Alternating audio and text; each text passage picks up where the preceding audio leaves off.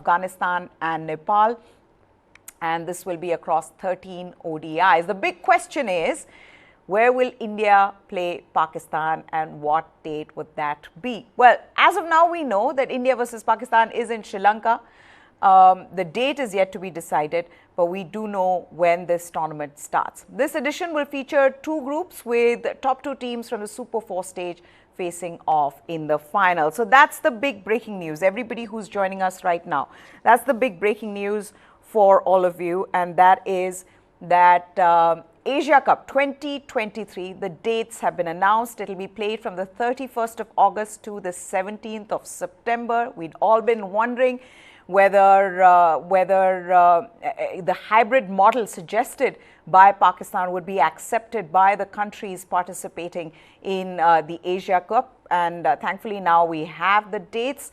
Najam Sethi, the chairman, we'd spoken to him a while ago, where he spoke of how he's doing everything to make sure that Pakistan ends up getting at least a few matches in this Asia Cup, because at the end of the day, Pakistan were the hosts of the Asia Cup and a neutral venue had to be suggested because India and the BCCI refused to travel to Pakistan for this tournament. In reply, then Pakistan said that if India is not going to travel to Pakistan and if they're not going to agree to the neutral venue or this hybrid model, then Pakistan might not travel to India for the World Cup, which is right after the Asia Cup. So for now, the good news is that Asia Cup will be held according to the hybrid model, where 4 matches will be held in Pakistan and 8 matches will be held in Sri Lanka at a neutral venue. And that's what I've been saying, that India will play 9 matches, in fact, will be played in Sri Lanka. So 4 in Pakistan, 9 matches will be played in Sri Lanka. And the teams that are participating are India, Pakistan, Sri Lanka, Bangladesh, Afghanistan and Nepal. There'll be 13 matches. So the big question is, where will Pakistan and India play in Sri Lanka and what will be the date? And also, how many times will they play? Because remember, all of this is going to be a dress rehearsal of sorts for these teams as they look ahead to the World Cup, which is right after the Asia Cup. So a lot to look forward to, Jamie. Finally, I remember I was talking to you after I'd done that interview with Najam Sethi, and we'd said that, you know, hopefully there is some kind of a resolution where all the countries are satisfied. There was all this talk around maybe, you know, it was not going to be in Dubai, and now we know for sure that the neutral venue is Sri Lanka and 4 matches will be in Pakistan. So it seems like, and I think you have to credit ACC for having taken this step, for making sure that Pakistan does end up getting those 4 matches. Absolutely. Good evening, Meha. Good evening, all our viewers. Yeah, I mean, it's taken a while to get here, and while it's good news for everyone, because I think fans, of course, the teams and the boards want the Asia Cup to go on, but the fans also want to see the tournament go on. I mean, the chance to see India, Pakistan, you know, play out not once but twice in the Asia Cup potentially is a great treat for fans. And the second thing is, what this has done hypothetically is paved the way for a disruption-free World Cup as well. Because had this not happened, had this hybrid model not been accepted, Meha and our viewers, we perhaps would have seen the PCB boycott the World Cup later this year. And you don't want a World Cup without all the deserving teams. So not a surprise that this resolution has been reached. Took a while to get here, but let's hope that it's smooth sailing from now on. The other thing being, Jamie, this is something that we were talking about earlier, about how the dates are delayed, the announcement for the scheduled venue for Asia Cup as well as the World Cup, at least Asia Cup, we kind of have an idea. We still don't know the exact dates or where and when the 13 matches will happen. But we know now the start and the end of the tournament. For the World Cup, we still do not know. There is an initial draft that everybody has been talking about, but the fact being that they are really delaying this. And I don't know how that helps the fans, because not just Asia Cup, the World Cup as well. How do these fans make travel arrangements? I mean, I'm just wondering how will all of that happen. Also, some of the smaller cities where the matches will be held? How do they start arranging for it? So hopefully World Cup schedule also comes out sooner than later. It should now come out. Because now that the Asia Cup has been sorted out, I expect in the next 48 hours, maximum 72 hours, the World Cup schedule to come out. Because let's face it, it was this delay that has prompted the IC to question when the BCI will indeed send them the schedules as the host nation. But now that this news has come, just this afternoon or this evening, we should say, I expect it all to roll out. Maybe not so smooth because a lot of factors have to be taken into consideration. But in regards to what you said about the fans and the hospitality industry, like we discussed in yesterday's show, um, I don't think that's anywhere near the top of the priority list when it comes to the BCCI. And unfortunate that that's what it is, and how many fans are left in the lurch in terms of applying for leave 4 months away. I mean, imagine you're an NRI, imagine you're a New Zealand fan, an Australian fan, a Barmy Army fan. You're wondering, hey, we need visas, we need hotels, and like Vedam pointed out in yesterday's show, can you imagine the crunch or the rush or the flood, whatever word you want to use to describe what's going to happen when suddenly those dates are confirmed? And you have, I don't know, lakhs of people trying to book hotels and book travel. It's going to be a mess. Very, very sad that that is what the BCI has left fans of multiple countries to do, that mad dash to get themselves ready to show up in India and hopefully watch their favorite teams. But it is what it is, Maya. Okay, so for all of you who are joining us now, that's the news, the dates and venue for the Asia Cup 2023. That's finally out in a media release. The Asian Cricket Council has given out the dates. Asia Cup 2023 will be played from the 31st of August to the 17th of September. That's what the press release says. The tournament will be hosted in a hybrid model with 4 matches being held in Pakistan and remaining 9 matches being played in Sri Lanka. The teams that will participate are India, Pakistan, Sri Lanka, Bangladesh, Afghanistan and Nepal across 13 ODIs. That's the big breaking story. Asia Cup 2023 dates out, but we still don't know the exact dates of these matches. The schedule for that is yet to be sent, yet to be released. Kushan Sarkar also joins us here. Kushan, I know you and I both have had an opportunity to speak to PCB chairman Najam Sethi, and I remember him being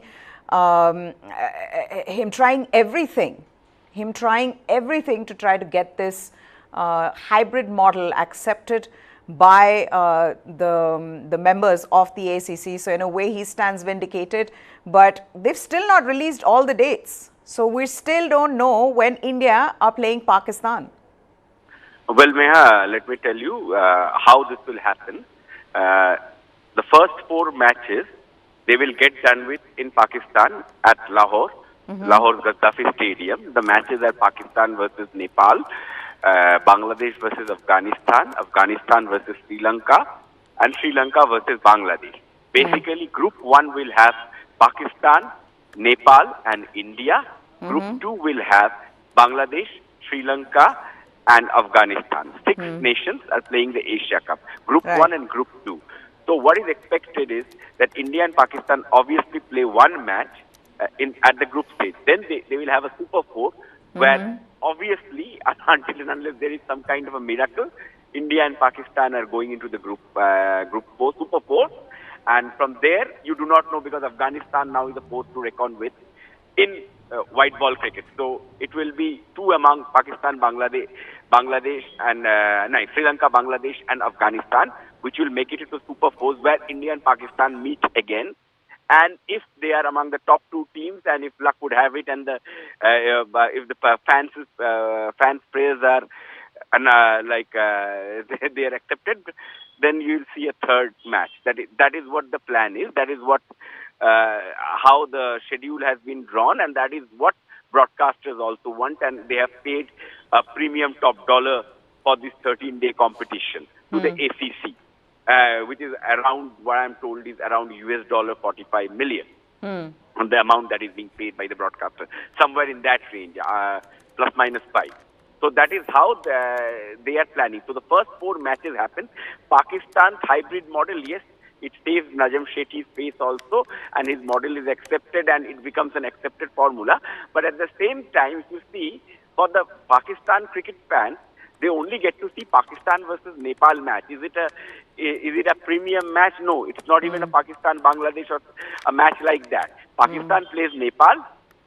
They fly to Sri Lanka, where probably matches will be held in Pallekele and Kandy, which is earlier known as Kandy, and Gaul, because during months of August and September, Colombo, there is the weather forecast is not that great. What I have heard, I do not know whether there will be a change or not, because we have had India-Pakistan Asia Cup match in Gaul, one of the lesser-known matches where Amir and Harbhajan had Amir was hit for a six by Harbhajan, and Shoaib and Harbhajan had that infamous bust-up. So we have had India-Pakistan matches at Gaul. So that is what the plan is. So, and that's how they are going to plan it. Obviously, now that it has been officially announced that 4 matches are being held in Pakistan, you will see the announcement happening very soon. But what I expect is that the first 4 matches, it will be done away with in Lahore, and then the cricket caravan moves to Sri Lanka permanently for the next 7 or 8 days. The first 4 or 5 days, it happens in Lahore, and then they move. That will be the plan. And what are the matches in Lahore? Pakistan versus Nepal. That is Pakistan's only match, and the Group 2 matches. That is the round robin. Sri Lanka versus Afghanistan, Afghanistan versus Bangladesh, Bangladesh versus Sri Lanka. So there is one team that will leave for home from Pakistan. 2 teams. One is expectedly to be Nepal. No, Nepal won't leave, because Nepal has to play India in Sri Lanka. But one among Sri Lanka, Afghanistan and Bangladesh, they will be out after the first round. Okay. They will be they will be eliminated after the first round, because only 2 teams can qualify for Super 4 from Group 2. So I believe that one among Afghanistan, Bangladesh and Sri Lanka won't make it to the next group. So preferably, I believe it will be Sri Lanka and Bangladesh. Bangladesh is a bloody good 50-over team, and Sri Lanka also, after initial hiccups, they played well against Afghanistan in the series and won the series after losing the first match. So I believe Sri Lanka can also qualify, but Afghanistan is a very good white ball team. T20, they are a top team, but even 50-over cricket, they are not a bad team either. And there they will have Rashid Khan for the entire tournament. They will have Rashid Khan, they will have Noor Ahmed, they will, I believe they will have the opener who played for KKR. All of them will be there. Ramanullah Gurbaz. Ramanullah Gurbaz, right. Okay, so this is what we can confirm after speaking to Kushan now. So the dates are out, as we've been saying. Asia Cup 2023, the dates are out. ACC, Asian Cricket Council, they have approved, they've accepted the hybrid model suggested by Pakistan Cricket Board of letting them host 4 matches in Pakistan for the Asia Cup. And then the caravan, as Kushan was saying, moves to Sri Lanka, where 9 matches will be played in Sri Lanka, in Pallekele and Gaul. That's the most likely places, most likely venues where they'll be played. The 4 matches in Pakistan will be played at the Gaddafi Stadium in Lahore. There's 1 match that Pakistan will play against Nepal, and then the other group, which has Bangladesh, Sri Lanka and Afghanistan, they will play their round robin matches in Pakistan, in Lahore, and then the caravan shifts to Sri Lanka. India will play Pakistan in Sri Lanka, but we still don't have the date of when they will play. The other thing being that they are likely to play, if they go all the way to the final, they're likely to play each other thrice. That's the other thing that fans and cricket fans across the world would be excited with, the prospect of having India play Pakistan thrice in this Asia Cup. But the one thing is that that hybrid model has been accepted. The neutral venue is Sri Lanka, and Pakistan will play 4 matches.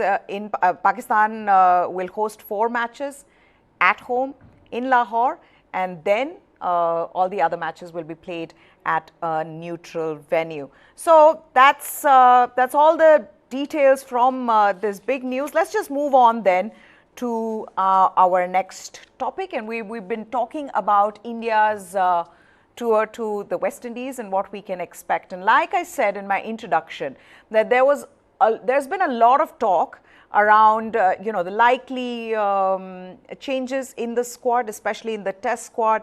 Will the big names be dropped? Will Rohit Sharma still be captaining that squad? Kushan, I know, is one person who actually knows a lot about what's going on within the BCCI when it comes to the selection of the squad, and he can sort of clarify it for us. Because Kushan, the one thing that I'm reading now is there are all these reports flying around, right? So tell us, out of the big names, who is likely to get the axe? What is the test squad going to be like? And then we'll move on to the other squads, ODI as well as T20Is. But first for the test squad, because I know there are all these reports. Somebody is saying Rohit Sharma will be dropped. He will not captain, or he will captain, but his future depends on how he performs in the West Indies. Cheteshwar Pujara might be dropped. Mohammad Shami might be rested. You tell us what's going on. Yeah, so the thing is, in BCCI, they have a saying that if the criticism reaches crescendo, and if you are getting big bats from all the corners, just lie low, let it pass, because it passes. Because in the Indian cricket-loving public viewers' memory is notoriously short. So people forget everything. It's still the next tournament and the next win. So they don't want to take any decision in haste. The other thing is that you don't need to take a decision. Rohit Sharma will play and lead the team in the West Indies.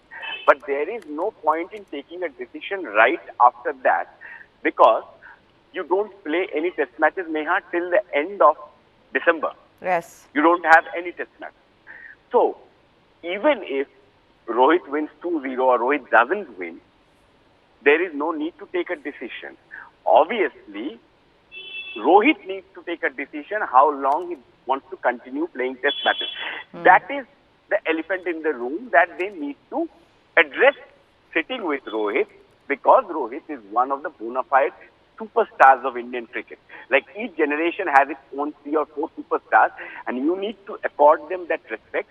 You need to have frank, freewheeling conversations with them. And Rohit Sharma is also an India captain. Even if he hasn't been an India captain, the kind of service that he has provided to Indian cricket, you need to speak to him. Like, 2025, this cycle ends. He will be around 38. So does he see himself playing test cricket till then? Because obviously he would like to play IPL. People, Mahendra Singh Dhoni is playing IPL at 41, 42. Yeah, next year probably he will be close to 43. Yeah. He will be 42 in a month, and he will be close to 43 by the time the next IPL ends, which he's supposed to play, and that's why he had the surgery. So Rohit might as well. Rohit is around 36 now. Will be 36 this year. So Rohit might also say that I have good 4 years of IPL cricket. But then IPL cricket, ODI cricket, whatever it is played, and Test cricket, India play 19 Test matches, Neha, in the next 2 years. That 2-year cycle. We play 19 Test matches. And so 19 Test matches, 2 months of IPL, there will be a Champions Trophy. There will be bilateral series. Obviously, you will rest. You will not play all those meaningless bilateral series. But still, at time to time, you will have to play if you want to play international cricket. So, what is he thinking? That you need to check. Obviously, Rohit also needs to score. So, but Cheteshwar Pujara and Umesh Yadav, these are the 2 players I believe will be seriously. I had spoken to you about this on the show earlier. Yes, also. you have. These two. I believe Cheteshwar Pujara is the time to say thank you, and to Umesh Yadav. If you don't, then you are doing disservice to Indian cricket. If you allow these 2 to continue, the phase out has to be gradual, and these 2 need to go. Sure. My question then, Jamie can come in on this one. Jamie, so as Kushan was saying, that in all likelihood, Rohit Sharma will play the West Indies series. He will play the test matches. BCCI or the selection committee in this case will really are not looking to drop him. They want him to play at least this test series. My question then is, we keep talking about the youngsters need to be given an opportunity. Yashasvi Jaiswal's name has been coming up.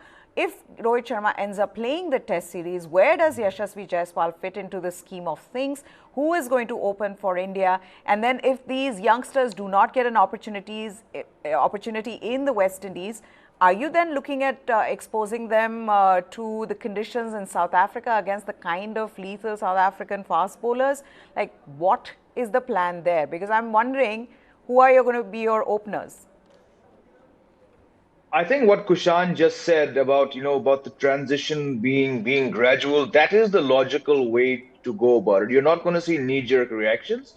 Like Kushan is surmising, Pujara and Umesh might be the two most likely the names not in the test squad, and I think we'll know in the next week or so what that is. But look, yes, Rohit Sharma will be 38. Kushan rightly mentioned those. He's probably targeting 4 more IPL seasons. I think, to my mind, that he's played his last T20I for India, unless he and the BCI agree on an exhibition match like what Ashish Nehra rather foolishly got some years ago. I don't think that's the route that Rohit Sharma or the board is going to take. There's a one-day World Cup. We all know how determined Rohit Sharma is to stay fit for that and to hopefully lead India to the title. Being snubbed 12 years ago has left a burning hole somewhere inside him, and I think no amount of IPL trophies will ever extinguish that fire until he goes and achieves that goal. So let's see. I mean, he's definitely going to go to the West Indies because, like I said on yesterday's show, every time the Indian team goes to England for a bilateral or IC event, 99% of the time they hop over to the West Indies for some meaningless series. This time around, that series is not meaningless. Of course, the WTC points do count, but it's this transition phase and the urge inside certain players to do well, and some players like Rohit Sharma. Had this not been an important series or India won the WTC, 100% Rohit Sharma would not have gone there. But he knows, yeah, listen, I captained only once overseas. We had a dismal match. I need to get some brownie points from the fans. I need to improve my record overseas. So this is why most likely these players will be there. Coming to your question about Yashasvi Jaiswal, you're absolutely right. We discussed this yesterday.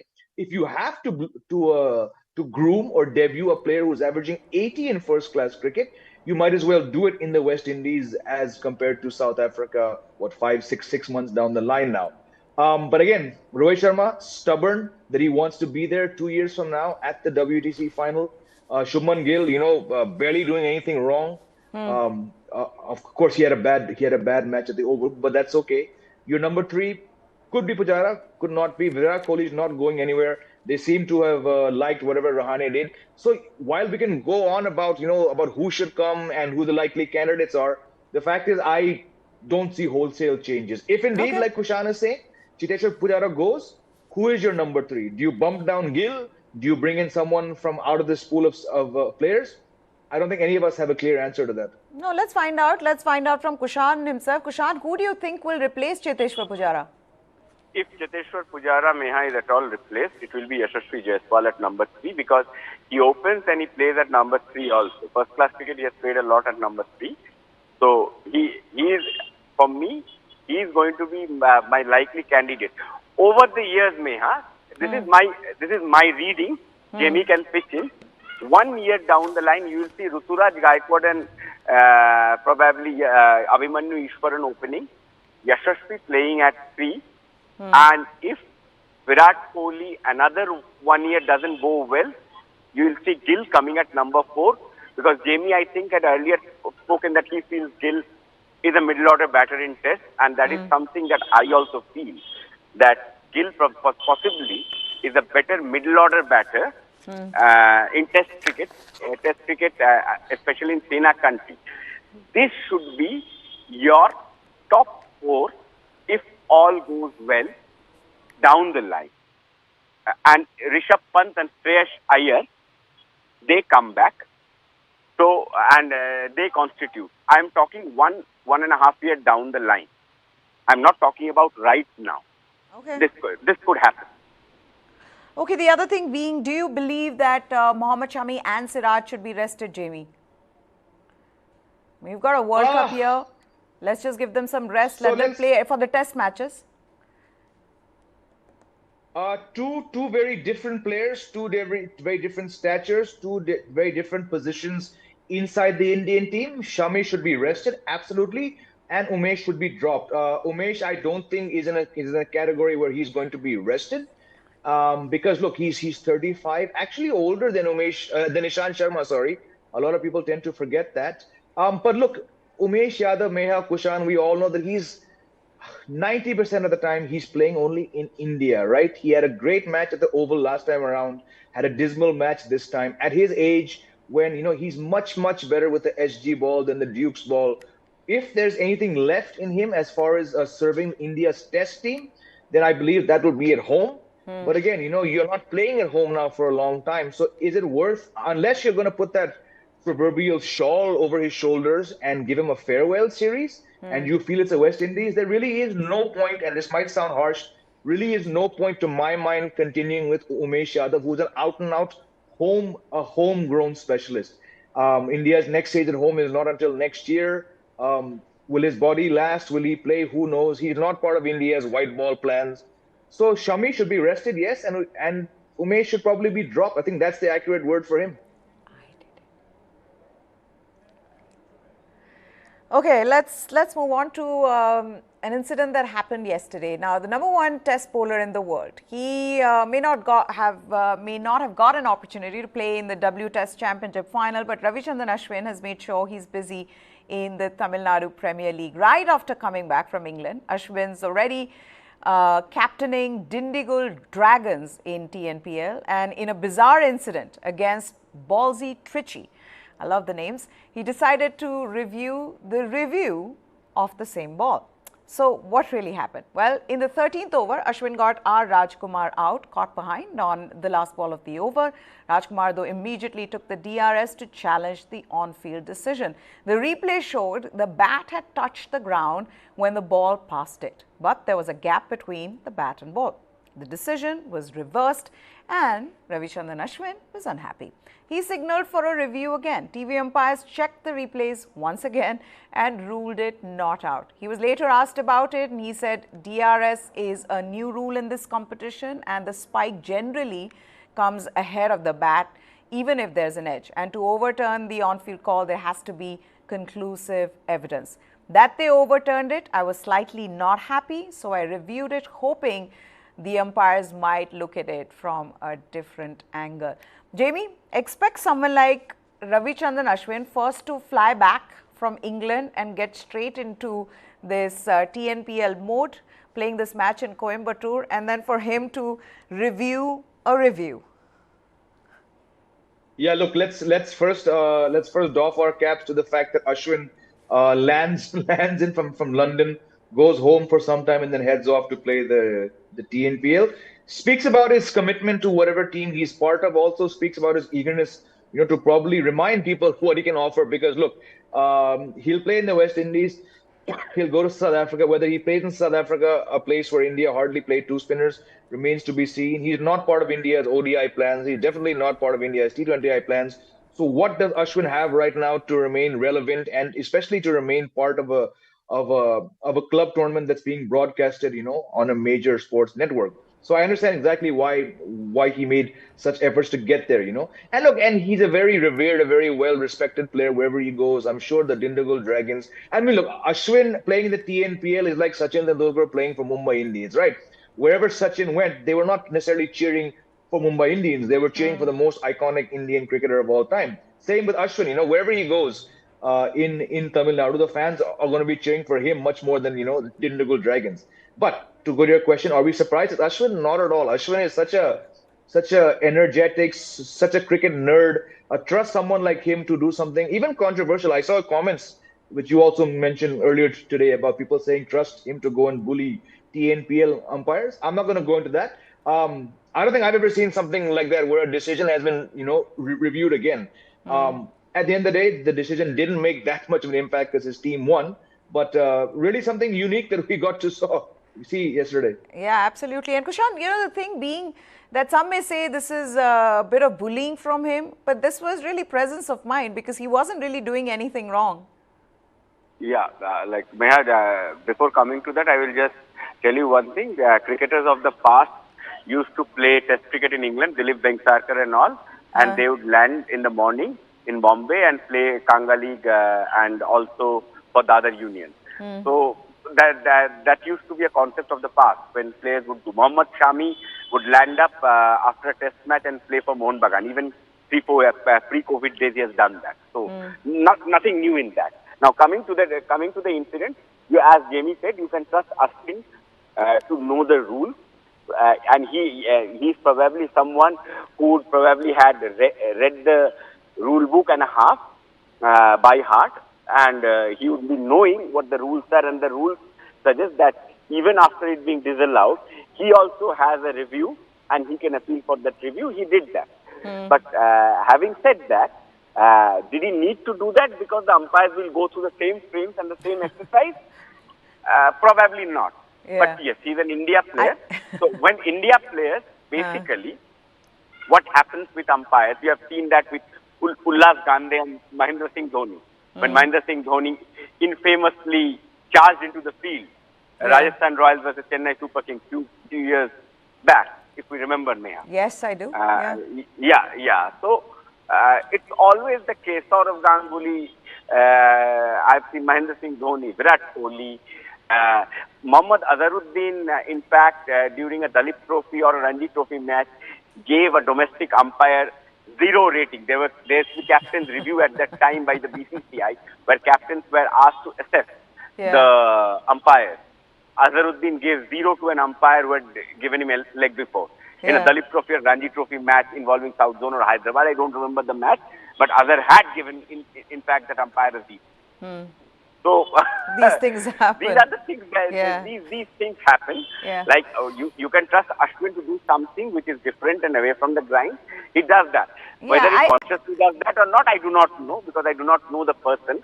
I thought it was. But yes, he does something different also. Yeah, the thing that he himself, I remember in the IPL retiring himself out, or something like this, where he goes on to say he knows the rules. He knows the rules. He knows how to exactly.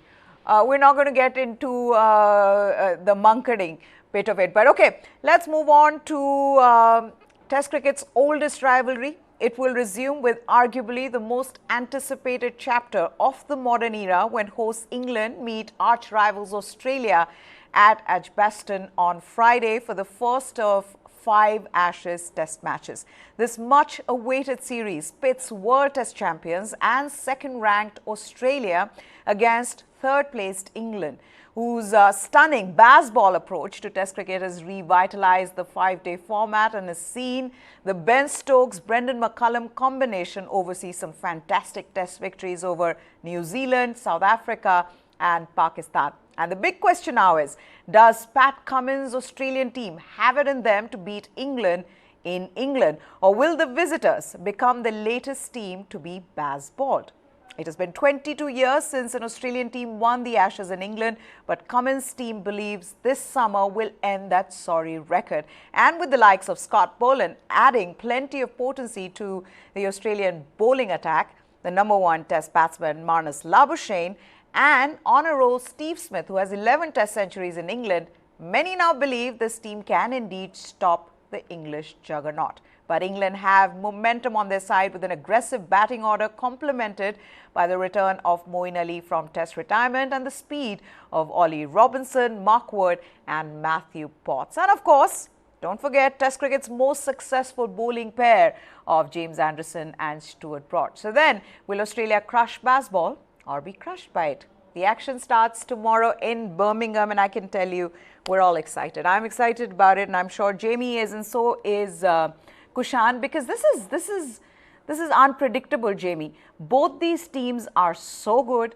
To see that Australia, World Test champions, they would have been buoyed by their victory at the WTC final, and then you have England, who've really changed the landscape of Test cricket in the last couple of years.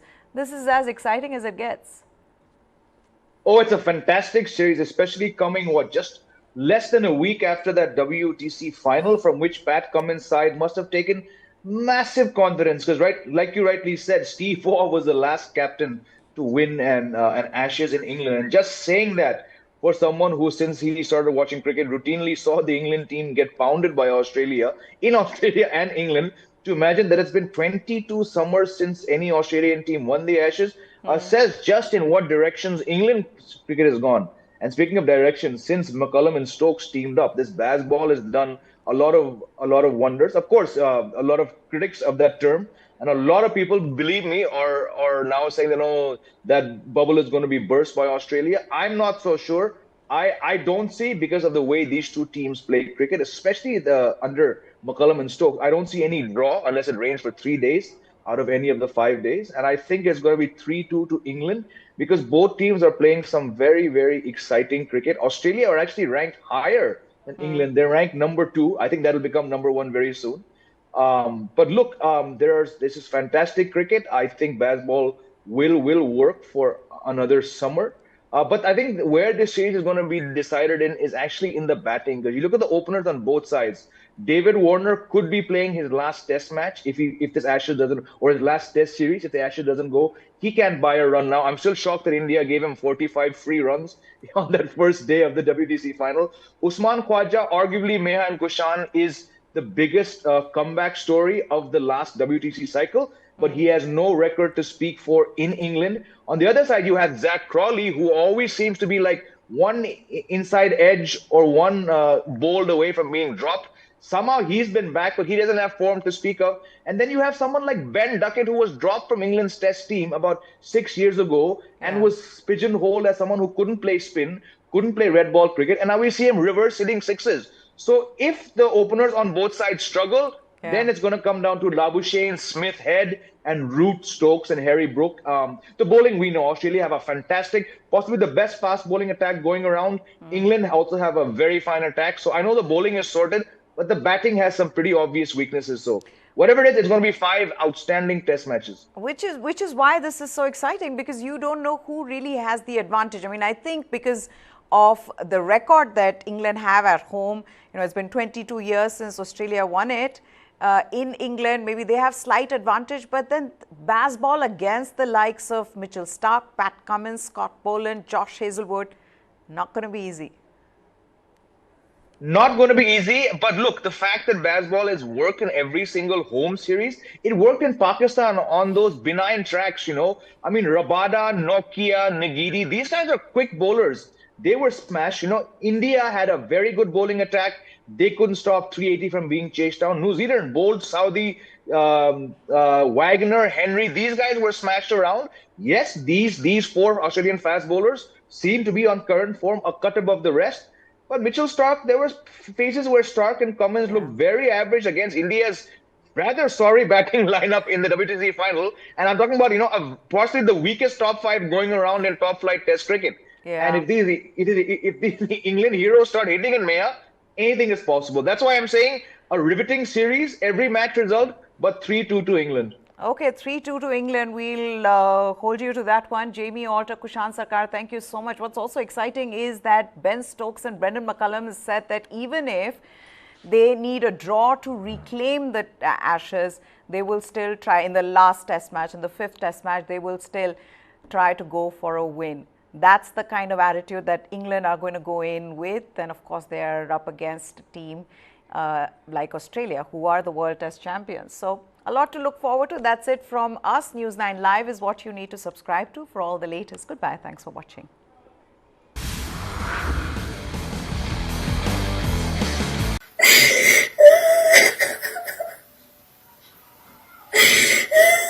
Can you imagine it? How a country can develop without education? If I don't get education, if any girl in Afghanistan don't get education, so how our next generation would be well mannered? It's very tough to not study, to not go to school, to not go to university. I'm living